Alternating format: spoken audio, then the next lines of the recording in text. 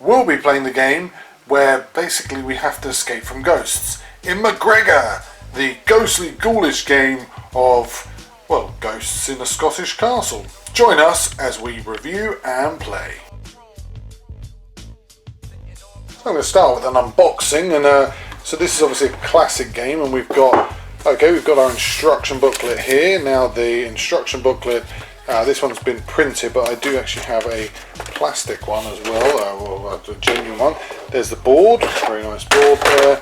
We've got our cards, our ghouly cards, our ghostly cards should I say, and we've got our key cards as well, and then we've got our character cards and our ghostly cover for one of the players who has to play as a ghost or ghouly. I guess it is a ghost though. Anyway, join us now as we play and then review Macgregor. So in front of us we have our basically the board for Macgregor. Now you can probably just about make it out, but I'll just explain probably more than anything how the actual game works. So effectively you can have 2 to 4 players. I've got a 3-player game here. One player will always be the ghost of Macgregor, and effectively they're trying to pass that curse on to other players. If they are successful, the other players, no matter where they are on the board, will end up here, which is in the dungeon. The starting players will always begin here, which is the room just below the dungeon, which is known as the treasure room. Now effectively what happens is you have your ghost movement cards, and then you have your player cards. Now the player cards come from this deck here, which is full of shields, and effectively what happens is players start with 4 cards, so there's 4 cards here, and the second player has 4 cards here, and what they're effectively doing is very simple. They're trying to get to the end here where there are 3 doors, red, green and blue, and they're trying to escape out with the treasure and escaping the curse. Now, the way the game works, I'm going to do it by the booklet itself because some people have asked for more direct booklet sort of read, is that you have your 2 players, so at this point we have our 3 players or 4 players, and the players move first, and obviously the ghost or the cursed one will move afterwards. You can move, so the cursed player can move 4 of the 5 cards, and they basically, what they'll effectively do is they'll lay down a path for where they're going. So they'll look at this and kind of predict by the shields where players are going. So just so you know, every room has a shield which relates to shields on this, and effectively that's the way you move. You also have coloured doors as well, which I'll just quickly show you so you can probably see. I'm just going to zoom in there. So you've got your shield here, and you've got coloured doors, and you need to get shields, and I'll just show you, this is a shield here, so it's a matching shield, and on the reverse is a key. So the green key will open obviously the green door. You need to get that in order to go through and in order to then move around the board. The ghost, however, doesn't have those restrictions. They can move through walls and they can basically get you any which way they like.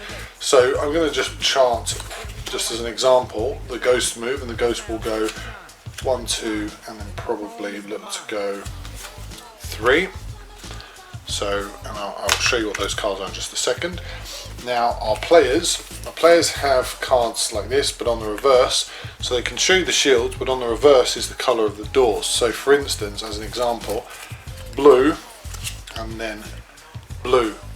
So effectively this is for our yellow player here. He can move through, I'll just quickly zoom in and show you that again. He can move through this blue door here into this one here, so he could play that and he can move through. Now he doesn't have any other matching cards, so unfortunately at that point his move would be over effectively.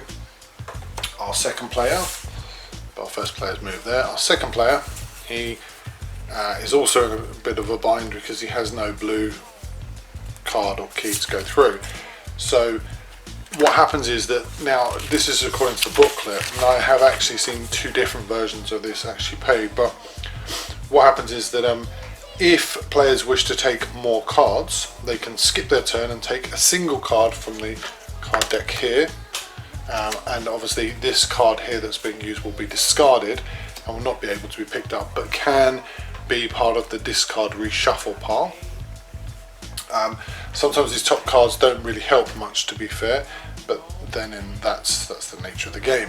I have also seen the variant, and there are two variants as I mentioned. The first one is the variant where what effectively happens is players get 5 cards. In this version they get 4, but players get 5 cards, and what they effectively then will do is they will discard any number of them. So in the game you can actually play up to 4 cards, but they will basically discard the 5 cards and then reshuffle cards. That is sometimes not preferred. The other version is that players can drop cards and then pick up the same number of other cards.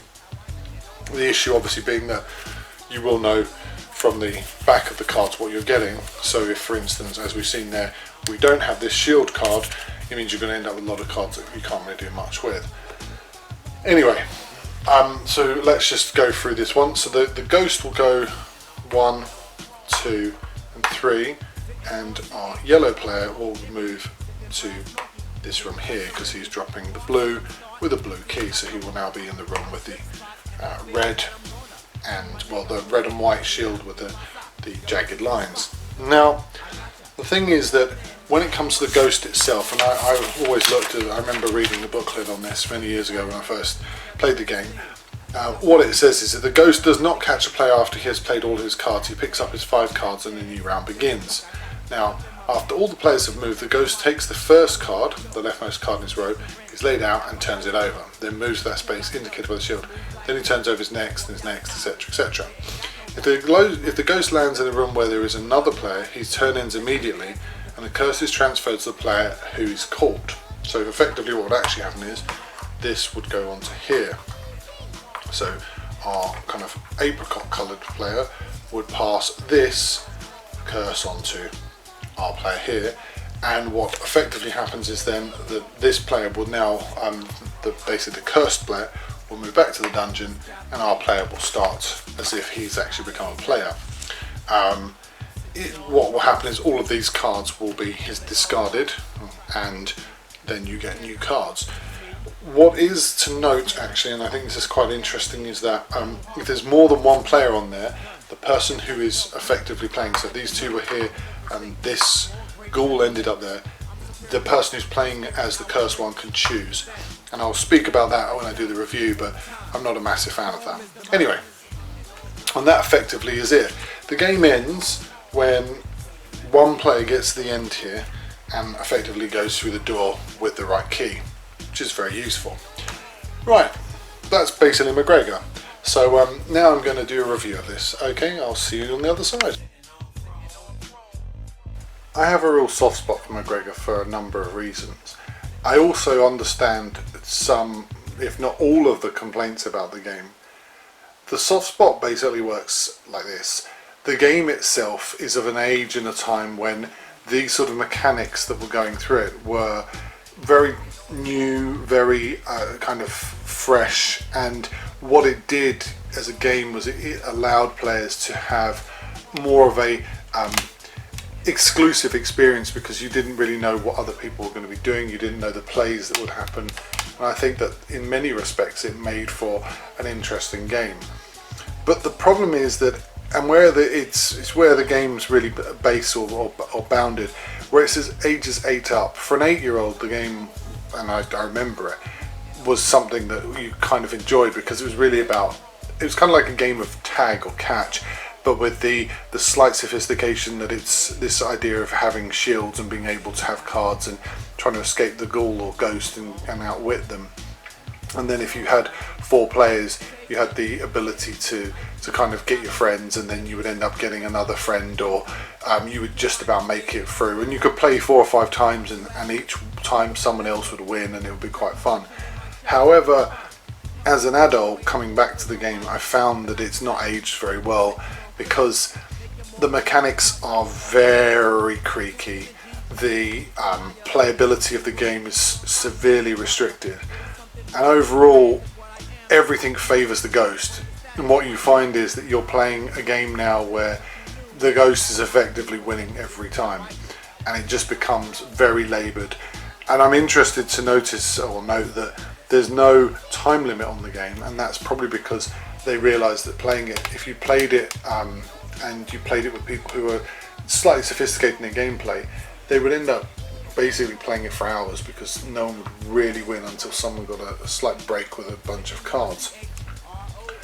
However, that all said, it's still the sort of game that I would recommend for people who had kids and they wanted to play a game with their children and maybe one adult, or an older adult and, say for instance, some younger children.